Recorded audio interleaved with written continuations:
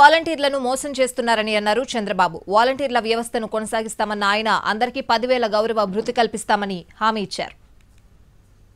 అదే మరి ఎన్డీఏ మేమందరం 3 పార్టీల కూటమికి హామీ ఇస్తున్నాం.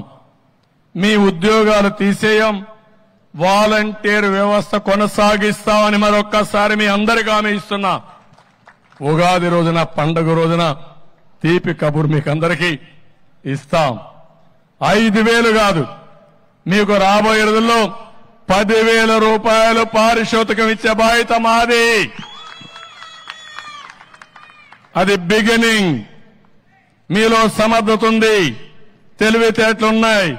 ఇది ఎంట్రీ పాయింట్ మాత్రమే. ఇక్కడి నుంచి మీ ఇంట్లో మీరు కూర్చొని వర్క్ ఫ్రమ్ హోమ్. ఇప్పుడు 10,000 రూపాయలంటే ఒక సంఖ్య. 10,000 నుంచి 50,000, 1,00,000 రూపాయలు సంపాదించుకునే శక్తి